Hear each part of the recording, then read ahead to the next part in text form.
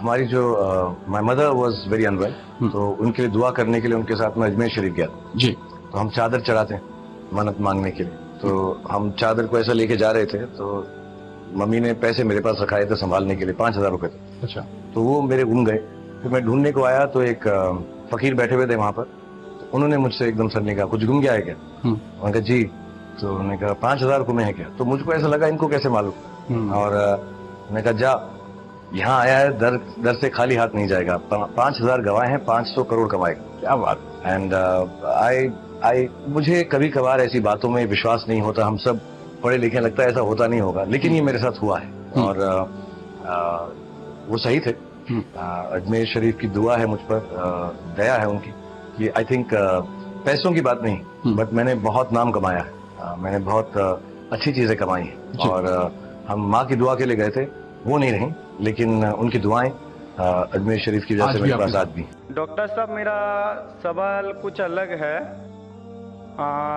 میں شروع سے مسلم سماج کا بہت ہی عزت کرتا ہوں. یعنی کہ مطلب درگاہ وغیرہ جو ہے نا، میں پہلے سے بہت مانتا ہوں. مطلب جہاں جہاں آپ کا درگاہ ہے میں سب درگاہ پہ جاتا ہوں. چادر چڑھانا، پھول چڑھانا، مطلب ہر جگہ جہاں مسلمان کا تعداد لگا ہوا رہتا ہے میں وہاں ہر درگاہ پہ جاتا ہوں. یعنی کہ درگاہ کا جو لال دھاگا رہتا ہے وہ بھی میں ہاتھ میں بہت باندھا ہوں، پہلے گلے میں بھی لٹکایا ہوں. پھر بعد میں کیا ہوا، میرے کو ایک کلکتہ کا معظم حسین نام کا ایک لڑکا ملا، جنہوں نے مجھے کہا کہ جب پہلے تم مٹی کا بنا ہوا، پتھر کا بنا ہوا بتوں کا جیسے پوجا کرتے تھے وہ جیسے شرک تھا، تو یہ جو درگاہ جانا، چادر چڑھانا، ہاتھ میں لال دھاگا باندھنا، گلے میں لٹکانا، یہ بھی شرک ہے. تو میں بولا میں پھر جہاں پر تھا پھر میں وہاں پر ہی آیا، تو کوئی فائدہ نہیں ہے. کیونکہ دیکھیے کوئی ایسا سوال کیجئے جو اختلافی نہ ہو. میں آپ سے گزارش کرتا ہوں وہاں بھائیوں سے کہ کسی کوئی دوسرا ساتھی اگر کھڑا ہو وہاں دوسرا سوال کرنے کے لیے تو ان کو موقع دیا جائے. میں کنسٹرکشن لائن کا کام کرتا ہوں. میں اپنے ہوش اور آواز سے اسلام کو قبول کرتا ہوں.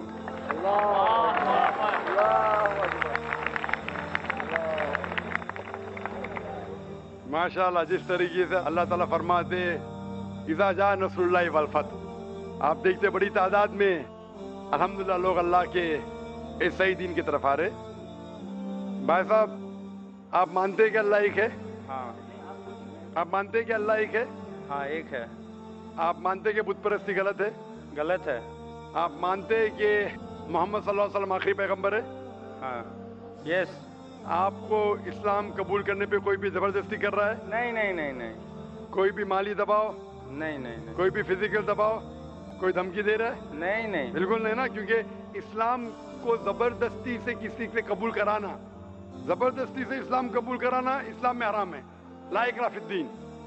لیکن کوئی دل سے کرنا چاہتا ہے تو کر سکتا ہے. آپ اپنے دل سے کرنا چاہتے میں ہیں؟ اپنے دل سے کر رہا ہوں. ماشاءاللہ. تو میں عربی میں کہوں گا، اس کو آپ دہرائیے.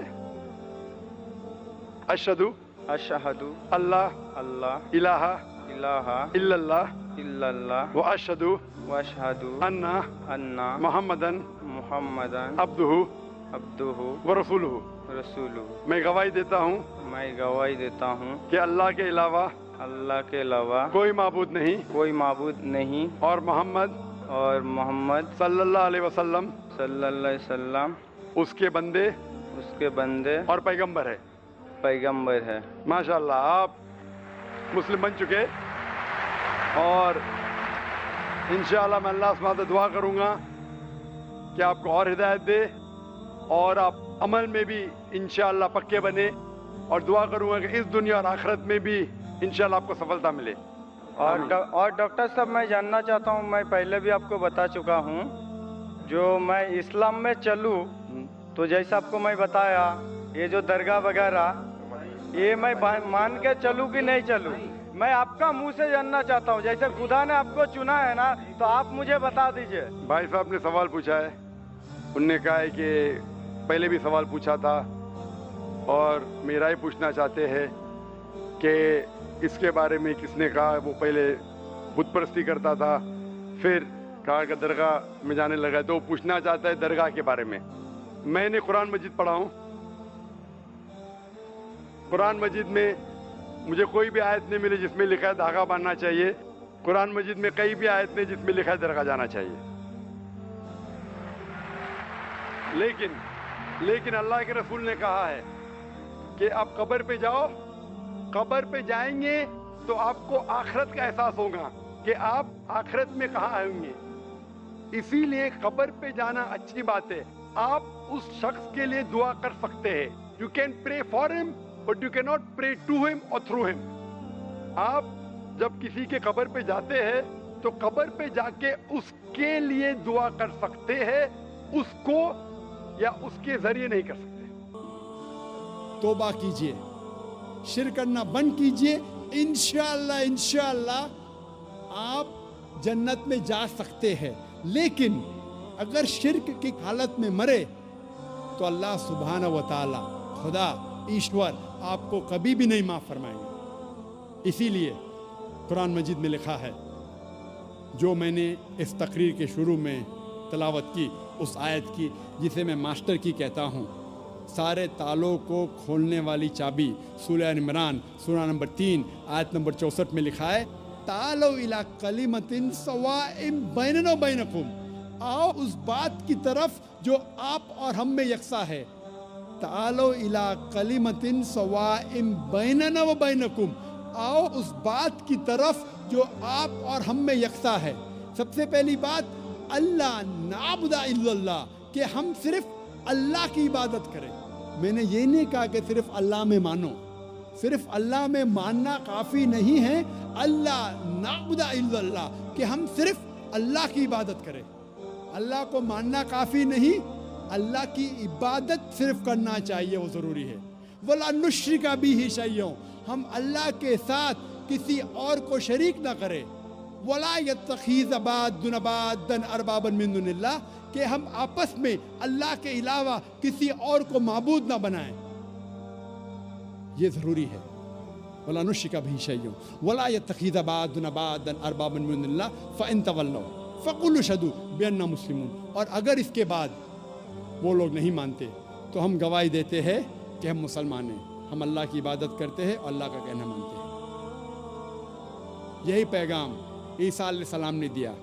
قرآن مجید میں لکھا ہے سورہ مائدہ میں سورہ نمبر 5 آیت نمبر 72 میں, لَقَدْ كَفَرَ الَّذِينَ قَالُوا إِنَّ اللَّهَ هُوَ الْمَسِيحُ ابْنُ مَرْيَمَ. وہ لوگ کفر کر رہے ہیں جو لوگ کہتے ہیں کیا عیسیٰ علیہ السلام ابن مریم اللہ ہے. وہ لوگ کفر کر رہے. وقال المسیح, لیکن عیسیٰ علیہ السلام نے کہا, یا بنی اسرائیل, اے بنی اسرائیل, اعبدوا اللہ, اللہ کی عبادت کرو, ربی و ربکم, جو میرا رب اور آپ کا رب ہے. انما یشرک باللہ, اگر اللہ کے ساتھ کسی نے دوسرے کو شریک کرا, فقد حرم اللہ علیہ الجنہ, جنت آپ کے لیے حرام ہو جائیں گی. وما وہو النار وما للظالمین من انصار, اور آپ کے لیے جہنم کی آگ ہے, اور ظالم کے لیے آخرت میں کوئی مددگار نہیں. عیسیٰ علیہ السلام فرماتے, انما یشرک باللہ, اگر اللہ کے ساتھ کوئی کسی کو شریک کرتا ہے, فقد حرم اللہ علیہ الجنہ, جنت اس کے لیے حرام ہے. وما وہو النار وما للظالمین من انصار, اور اس کے لیے دوزخ کی آگ ہے, اور ظالموں کے لیے آخرت میں کوئی مددگار نہیں ہے.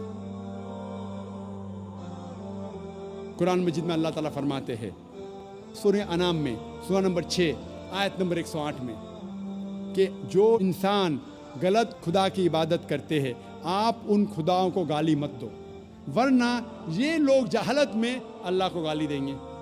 لکھا ہے قرآن مجید میں سورہ لقمان میں سورہ نمبر 31 آیت نمبر 27 میں, اگر آپ اس دنیا کے سارے جھاڑ کو قلم میں تبدیل کریں گے اور سارے سمندر 7 سمندر ملا کے اگر سیاہی میں تبدیل کریں گے, پھر بھی آپ ان سے اللہ سبحانہ و تعالیٰ کے شبد نہیں لکھ سکیں گے, شبد نہیں